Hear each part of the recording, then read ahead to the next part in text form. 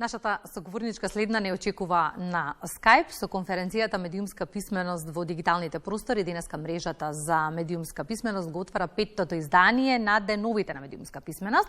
Во тек се последните подготовки за старт на денот, за кои што информација добиваме од нашата соговорничка, која што пред малку и ја спомена, Емилија Петреска-Камењарова од Агенцијата за аудио и аудиовизуелни медиумски услуги имаме во Македонија наутро. Добро утро, Емилија. Полна агенда имате денеска, полни раца работа, дотолку повеќе сум благодарна што одвојувате простори за утринската програма. Добро утро, Кристина, и вам и на сите гледачи на Македонската радио телевизија. И најпрвен да се извинам што не сум во студиото, но како што рековте, за час и половина стартуваат деновите на медиумска писменост и навистина сме во оној последен грч пред да започне се. Да, трка со времето, но ајде да ги информираме граѓаните што се денеска деновиве се организира. Дигиталниот простор, Емилија, нуди многу можности за оние кои што знаат да ракуваат со него, но и ризици за она друга група која што помалку знае да ракува и го разбира истиот. Ширењето на лажните вести е секако горлив проблем, причина повеќе медиумската писменост во дигиталниот простор да се стави на листата на приоритети. Да, добро го кажавте тоа, дека од една страна имаме ризици, од друга страна имаме многу позитивни страни. Понекогаш кога размислувам за дигиталните простори, за нашиот живот во дигиталните простори, се потсетувам на она поговорка за огнот, дека е добар слуга, ама лош господар. Затоа е всушност многу важно постојано да говориме за тоа како да бидеме свесни, како го користиме сето она што ни е понудено во дигиталните простори. Прво, треба да бидеме континуирано свесни дека сите сме изложени на живот во виртуелната реалност. Од најмалите деца кои што паралелно ја учат виртуелната реалност, значи она нели што се случува на, не знам, видеата, цртаните што ги гледаат преку YouTube или разни други канали кои што ги следат онлайн, па потоа децата во школска возраст кои што ја го користат интернетот и за многу корисни работи, како што е нели истражувања кои што им се потребни, бидејќи знаете интернетот е сега една глобална библиотека, од таму може да се добијат многу добри информации, но исто така се изложени и на многу лоши или особено лошо кога се изложени на злонамерни информации, потоа ние возрастните го користиме и за работа, и за забава, а и највозрастната генерација е присутна на интернет и би рекла дека најмалите и најстарите се некако најранливи. Сите знаеме да бидеме ранливи, но овие две категории се особено ранливи.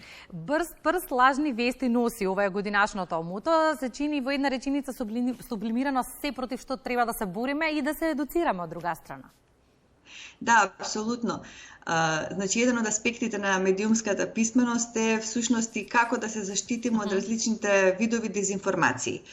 Знаете, како и во секоја друга професија, така и во новинарството, така и во медиумите има и ненамерни грешки, и тоа секаде се случува, меѓутоа, за жал, постојат и злонамерни грешки, тие се особено опасни, односно тие не се ни грешки, тоа се злонамерни информации со кои што се сака нешто некому да се наштети и има, да речеме, пропаганда, односно користење на вистини ставени во различен контекст или полувистини со цел да се постигне некаква цел, неретко економска, понекогаш исто така неретко политичка. Значи, поентата кај особено овие злонамерни информации е во тоа што апелираат континуирано на чувствата на луѓето. И токму затоа се подпираме повторно нели на врска со една поговорка, на брза кучка слепи кучиња раѓа. Значи, кога ќе видиме нешто на интернет, ако е направено со желба да не натера само да го споделиме или да му кликнеме допаѓање,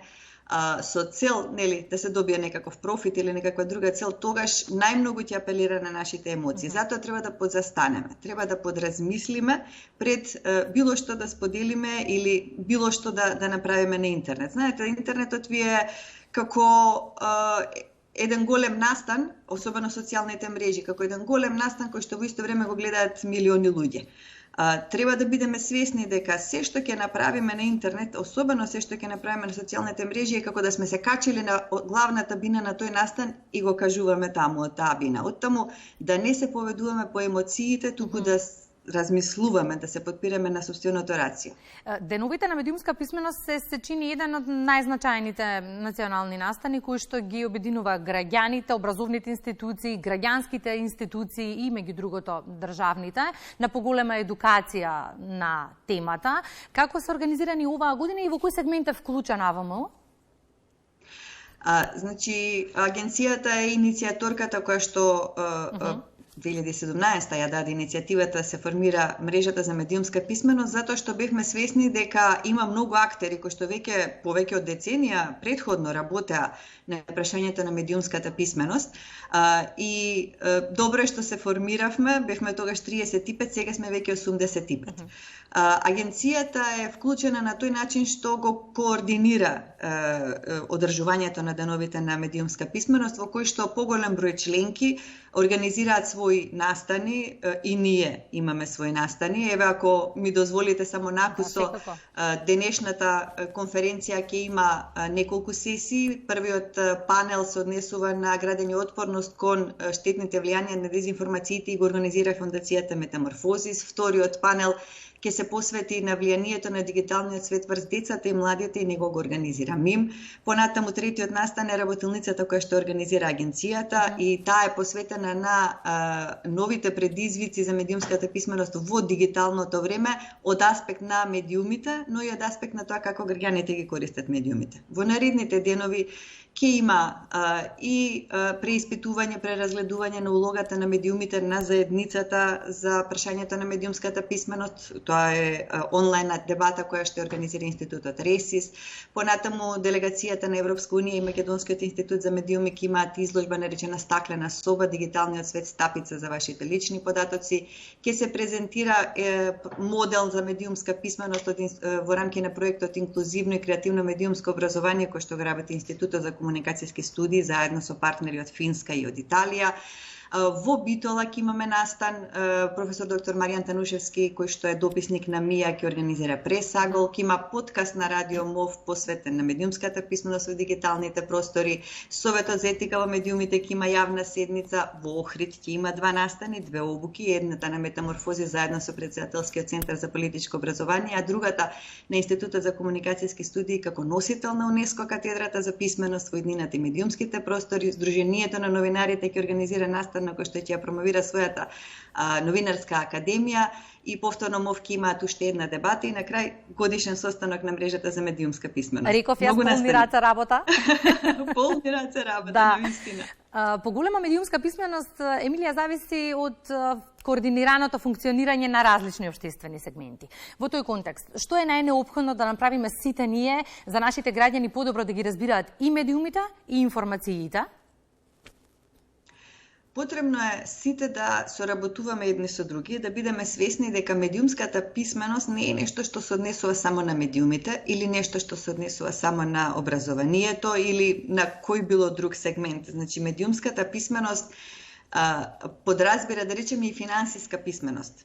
Нели, повозрастните како да вадат пари од банкомат, например, од толку наедноставни работи па до погоре, до посложени работи. Сметате дека доволно придонесуваме во градењето на медиумска писменост кај граѓаните? Можеме повеќе.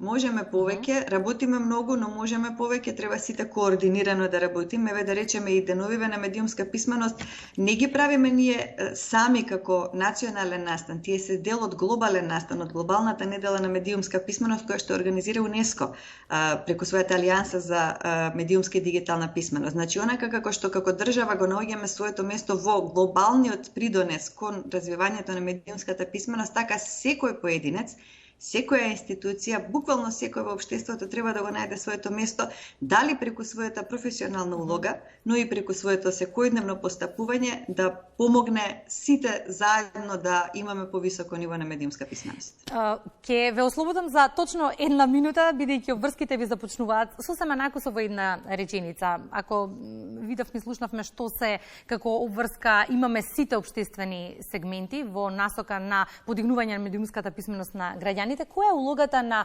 АВМ во заштита на граѓаните?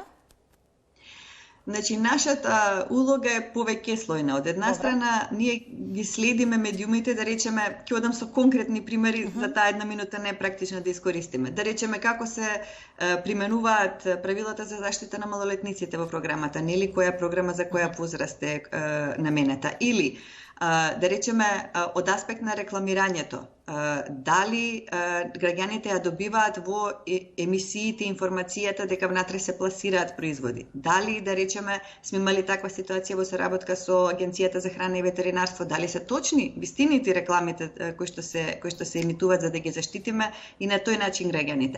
Од друга страна, и ова што го работиме сега е дел од таа едукативна активност на агенцијата, каде што, значи, не само како регулатор со некаква строга регулација на медиумите, туку генерално преку активности со кои што работиме на подигнување на свеста и кај медиумите и кај граѓаните, сакаме да придонесеме и на тој начин да им помогнеме на граѓаните, знаете, да не им дадеме риба, да ги научиме да ловат риба, да ги научиме како самите да се заштитат, а ние да ги обезбедиме средства.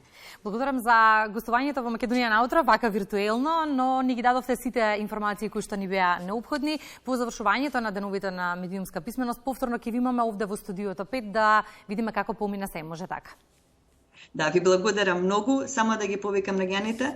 Ако одидат на www.mediumskapismenost.mk ќе ги добијат сите информации што им се потребни за да можат да присуствуваат, да учествуваат на некој од настаните, затоа што речи се сите, со исклучок на 2 настани се отворени за целата јавност и ќе ни биде задоволство да ги имаме како наши гости и учесници. Благодарам уште еднаш, посакувам убав работен ден. Емилија Петровска-Камењарова беше тоа од Агенцијата за аудио и аудиовизуелни медиумски услуги. Со неа зборувавме за 5-тото издание на деновите на медиумска писменост.